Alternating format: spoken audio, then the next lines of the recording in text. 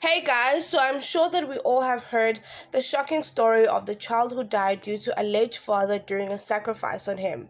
The baby mama Lisejo came out with the story about how her son died and got buried within 24 hours. He was buried without a birth certificate, which is illegal, so that raises suspicions on what the father is trying to hide. In today's video, we take a look at who is the father of this cute little boy. His name is Mr. Oboren Matuviki, also known as Ndhuna. He owns Ndhuna Civil Engineering, a company based on developing houses and different projects. In 2023, the construction company was under investigation for tender fraud and corruption in the Northwest. It had scored an 8 million contract in Limpopo. Roads Agency Limpopo, a provisional parastatal, awarded Ndhuna Civil Engineering Services the multi-million contract to re-gravel the road between Gamo Khwatsa and Duzumeri in Mopana in May this year. There was claims that he got awarded this tender due to speaking to officials on the side. This investigation was alerted by a whistleblower, and soon the tender was removed from his company. This kind of greed just shows you how greedy this man is when it comes to money. Fast forward to Ndhuna being accused of allegedly killing his son. On the 19th of October, Lisejo, his baby mama, exposed Ndhuna for sexually assaulting their son, Kawone, and neglecting him. She maintained that he wanted to kill their son by making him threats on emails from January. On the 9th of May 2024, their son was temporarily staying with Ndhuna under orders 5.1 to 7 filed by applicant Ndhuna and Lisejo. In this order, communication stated that Lisejo and Ndhuna will only communicate in regards to Kawona via emails, and there should be supervised visits. Unfortunately, the week when Ndhuna had their son, he did not bring him back, but instead claimed the boy drowned and passed away. The mother was in shock, detailing everything that was going on social media due to trying to raise awareness and getting help. Remember, this guy is powerful and has money, so he could easily get a docket missing.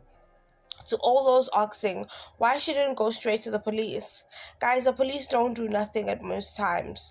Fast forward, instead of the boy being rushed to the hospital, instead paramedics were present to confirm the baby's death. Instead of doing things in a proper way, the boy was immediately laid to rest, which is a crime because he was buried without the mother's presence and a death certificate. FYI, it is claimed that the only parent on the boy's certificate is the mother, so it's definitely a serious crime. Now, why would there be needed to be a fast burial? This is where speculation to the cause and reason for this poor baby's death.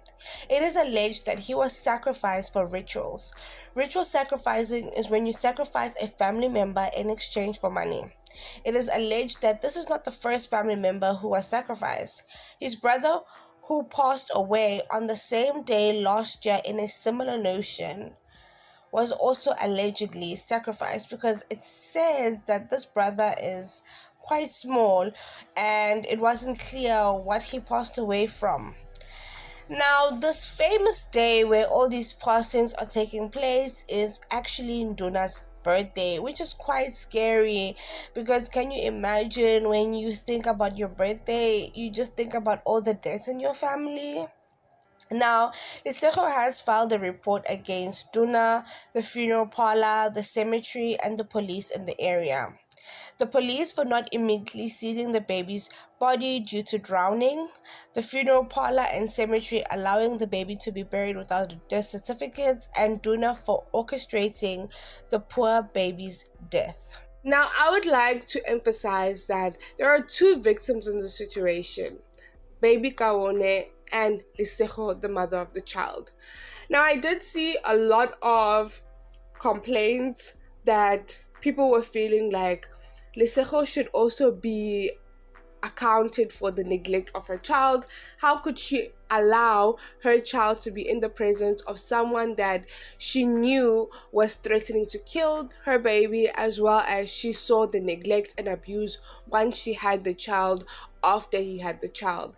Guys, by law in South Africa, when you do have a child with someone, the other parent has a right to access to the child, especially if you are wanting the child to be maintained.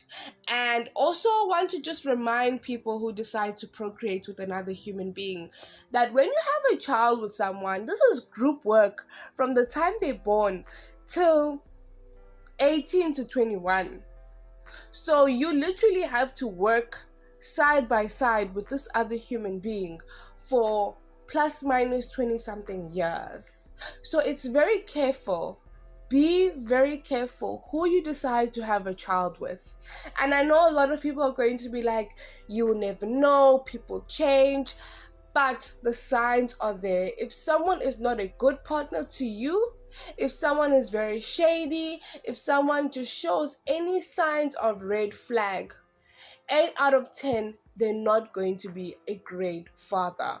Obviously, there's always going to be some expectations, but ladies, beware, pass up. We have come to the end of today's video. Do comment down below your thoughts and opinions on this whole situation.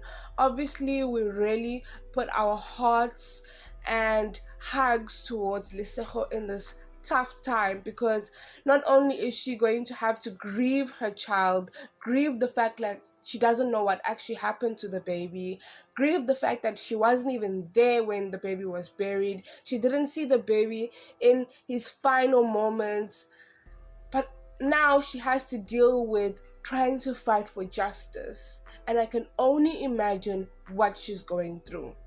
We hope justice does prevail, that the police do their job, and this case actually amplifies that there needs to be more done, not only for children in this country, because we are sick and tired of hearing children being neglected in this country, but for women. Don't forget to like, subscribe, and hit the post notification bell down below. We have come to the end of today's video. Love and light. Till next time. Mwah.